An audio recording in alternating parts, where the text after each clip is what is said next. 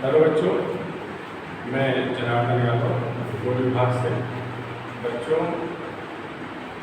हम लोग Saket mills degree college की ऑनलाइन क्लासेस में आज जैव विविधता संरक्षण टॉपिक के बारे में अध्ययन करेंगे।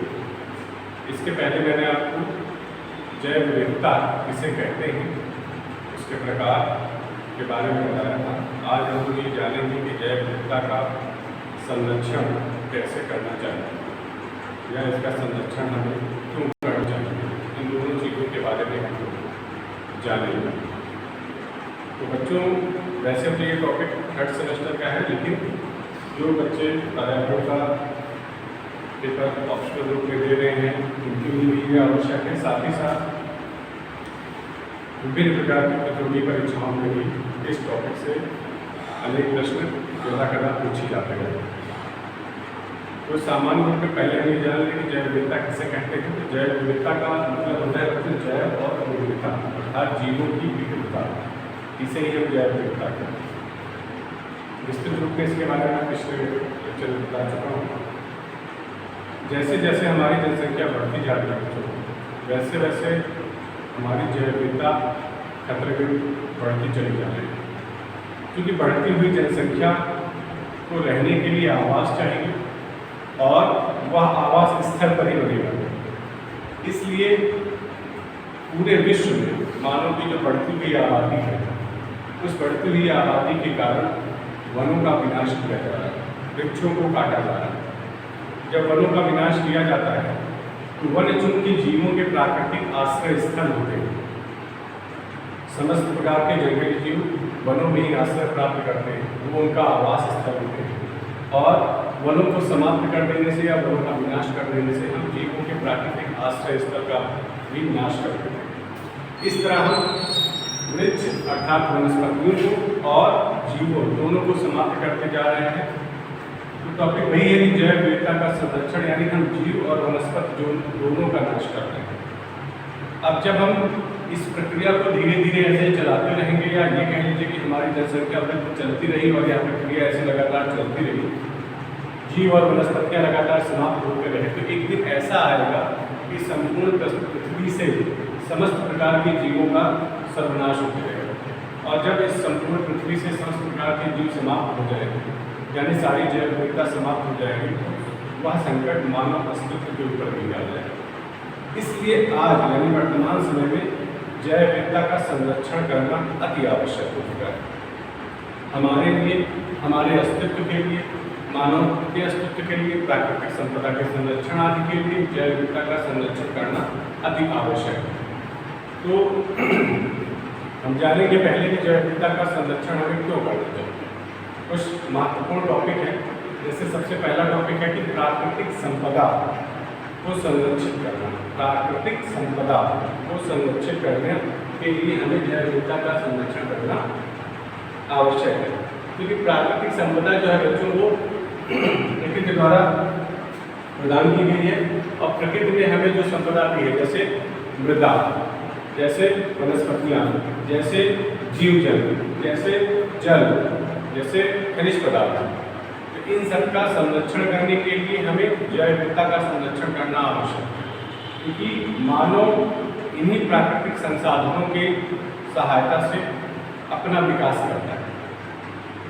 आज हम विकास के जिस चरण पर पहुंचे हुए हैं, उसमें इन्हीं प्राकृतिक संसाधनों का योगदान है।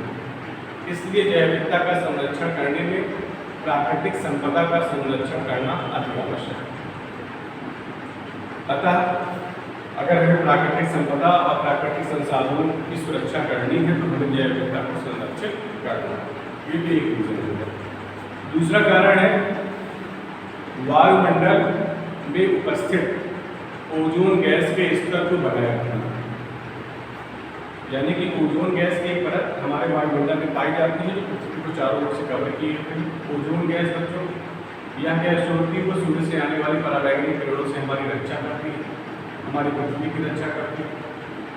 जिस प्रकार से हम जैव विविधता को नष्ट कर रहे हैं, उससे ओजोन गैस की परत धीरे धीरे समाप्त हो जाएगी और सूर्य से आने वाली पराबैंगनी तथा हानिकारक किरणें पृथ्वी के धरातल तक पहुँचेंगी और फिर जीवन का अस्तित्व धीरे धीरे समाप्त हो जाएगा।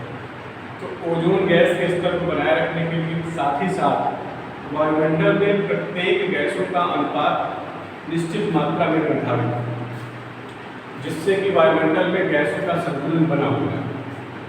यदि हम जैव विविधता को समाप्त कर देंगे, जैसे उदाहरण स्वरूप यदि हमने वनस्पतियों को नष्ट कर दिया, तो वनस्पतियाँ दो कार्य करती हैं, हमारे द्वारा छोड़ी गई कार्बन डाइऑक्साइड को ग्रहण करती हैं, साथ ही साथ ऑक्सीजन को देती हैं। तो अगर हमने वनस्पतियों को समाप्त कर दिया तो हमारे इस वायुमंडल में कार्बन डाइऑक्साइड का स्तर धीरे धीरे बढ़ता जाएगा। इससे कार्बन डाइऑक्साइड की मात्रा जब बढ़ेगी तो उसका अनुपात बढ़ेगा, उसका अनुपात बढ़ेगा तो किसी न किसी एक गैस का अनुपात कम होगा। नॉर्मली उसका प्रभाव ऑक्सीजन गैस पर ही पड़ता है और ऑक्सीजन एक जीवनदायी गैस है, ऑक्सीजन की मात्रा धीरे धीरे कम होती जाएगी। तो इस तरह गैसों का संतुलन बिगड़ जाएगा, या ये कह सकते हैं कि वायुमंडल प्रदूषित होगा। तो वायुमंडल का संतुलन बनाए रखने के लिए और ओजोन गैस का स्तर बनाए रखने के लिए भी जैव विविधता का संरक्षण आवश्यक है। तीसरा कारण है हमारी दैनिक आवश्यकताओं की पूर्ति के लिए ईंधन ऊर्जा संबंधी हमारी जो दैनिक आवश्यकताएं हैं उनकी पूर्ति के लिए भी हमें जैव विविधता का संरक्षण करना आवश्यक है। हमारी भोजन की आपूर्ति जो होती है वो जैव विविधता से प्राप्त होती है। हमारे पास विभिन्न प्रकार के फल हैं, विभिन्न प्रकार की सब्जियां हैं, विभिन्न प्रकार की वनस्पतियां हैं, विभिन्न प्रकार के पेड़ पौधे हैं, विभिन्न प्रकार की फसलें हैं, ये जैव विविधता की ही पेड़। इसके कारण ही हमको भोजन प्राप्त हो रहा है, इसके कारण हमको ऊर्जा प्राप्त हो रही है। अगर हमें भोजन प्राप्त करते रहना है तो हमें जैव विविधता का संरक्षण करना होगा। अगला है बच्चों, मानव अस्तित्व को बचाए रखना।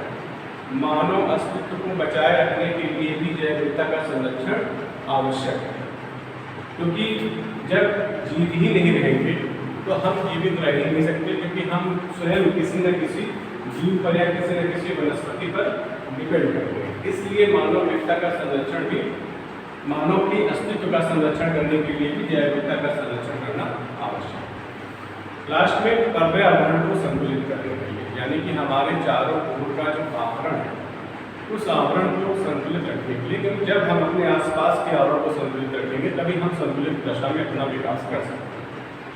तो इस तरीके से ये कुछ कारण रहे जिनकी वजह से हमें जैव विविधता का संरक्षण करना चाहिए।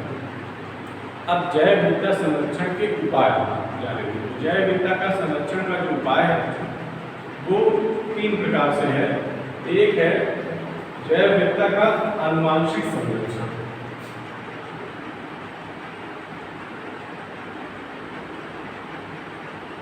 आनुवांशिक संरक्षण।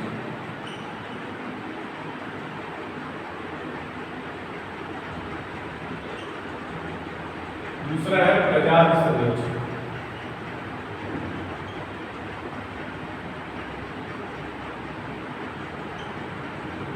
और तीसरा है पारिस्थितिक तंत्र का संरक्षण।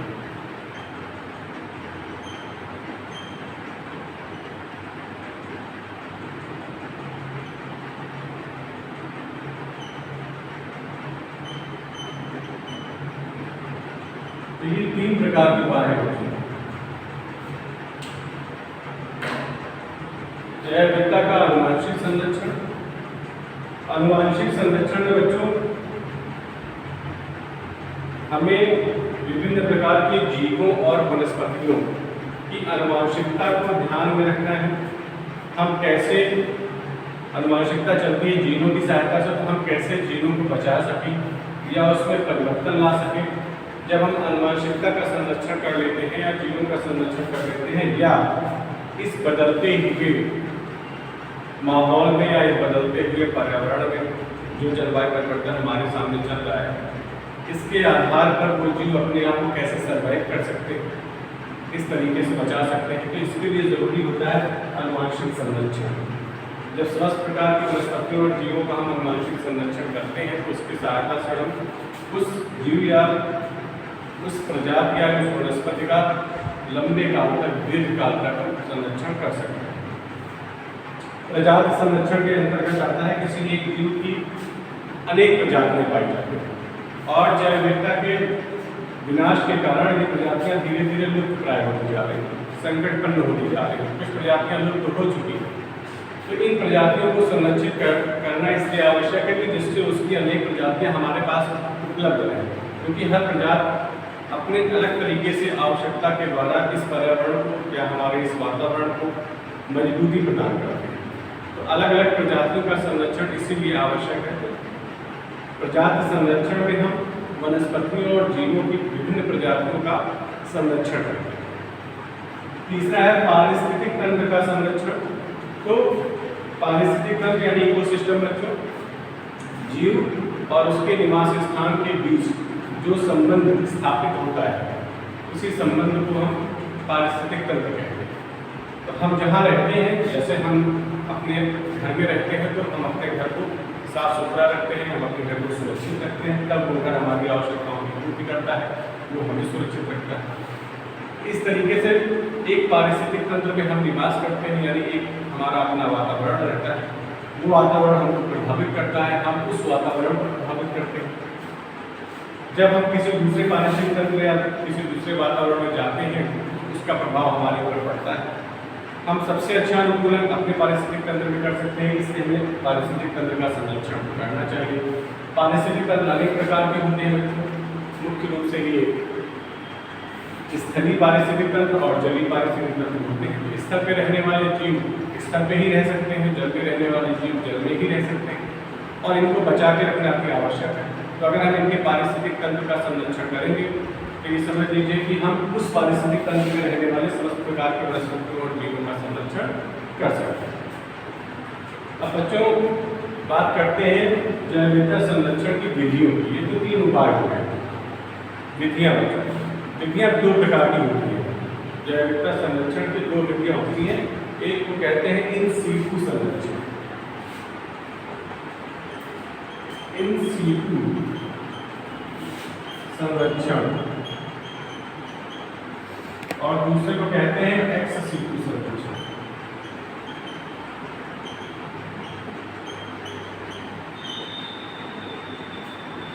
इन सीटू संरक्षण और एक्स सीटू संरक्षण। इन सीटू संरक्षण का तात्पर्य होता है स्वस्थान संरक्षण, यानी जब हम किसी वनस्पति या जीव जाति या प्रजाति को उसके अपने ही निवास स्थान का संरक्षण करते हैं तो उस विधि को हम इन सीटू संरक्षण कहते हैं।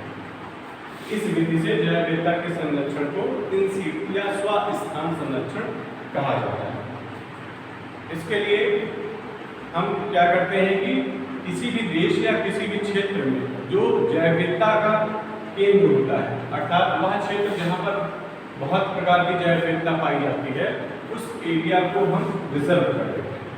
और ये रिजर्व किया जाता है राष्ट्रीय उद्यान बना करके बच्चों, अभयारण्य बना करके, पक्षी अभयारण्य बना करके, पक्षी विहार बना करके, इस तरीके से हम उस स्थान को रिजर्व कर लेते हैं। जैसे भारत में अनेक प्रकार के राष्ट्रीय उद्यान बनाए गए हैं, गोवा नेशनल पार्क है, गिर नेशनल पार्क है, कान्हा नेशनल पार्क है, जिम कॉर्बेट नेशनल पार्क है। तो यहाँ पर बहुत सारी जैव विविधता पाई जाती है। तो ये स्थान महत्वपूर्ण है इसलिए क्योंकि इनकी यहाँ पर अनेक प्रकार की वनस्पतियों और जीवों की प्रजातियाँ पाई जाती हैं। तो इन वनस्पतियों और जीवों की प्रजातियों को इनके अपने ही स्थान पर जब संरक्षित करते हैं, सुरक्षित करते हैं, तो उसको हम इन सीटू संरक्षण कहते हैं या स्वस्थान संरक्षण कहते हैं। तो हमारे देश में लगभग 100 के आसपास राष्ट्रीय पार्क बना दिए गए हैं और लगभग 500 के आसपास जो है अभयारण्य बनाए गए हैं। और ये वो स्थान होते हैं जो रिजर्व किए जाते हैं सरकार के द्वारा और यहाँ पर अनेक प्रकार के नियम कानून लागू किए जाते हैं। जैसे राष्ट्रीय पार्कों में बिना अनुमति के न तो आप कोई निर्माण कर सकते हैं, न तो आप पशुओं को चला सकते हैं, न तो यहाँ पे आप शिकार कर सकते हैं। तो वहाँ पे अनुमति की आवश्यकता होती है। अगला है एक्स सीटू संरक्षण। एक्स सीटू संरक्षण का हिंदी है कि बाह्य स्थान संरक्षण, यानी जब किसी प्रजाति को या चाहे वो जीव की हो चाहे वनस्पति को उसके अपने स्थान पर सुरक्षित नहीं रखा जा सकता, यानी कि वो जहाँ पर पनपी है या वो जहाँ पर रहती है वह स्थान अब उसके लिए इतना घातक हो चुका है कि हम उसको वहाँ संरक्षित नहीं कर सकते हैं।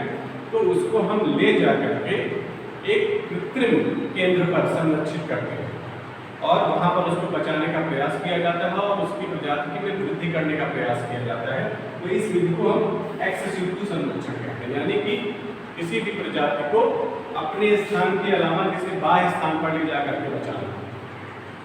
वहाँ पर जब हम ले जाते हैं इसे हम एक्स सिक्यू संरक्षण कहते हैं। इसके लिए बच्चों वानस्पतिक उद्यान, जैसे वानस्पतिक उद्यान को ले जाते हैं, वन अनुसंधान केंद्र होते हैं, कृषि अनुसंधान संस्थान या केंद्र होते हैं, ऐसे केंद्र बनाए जाते हैं।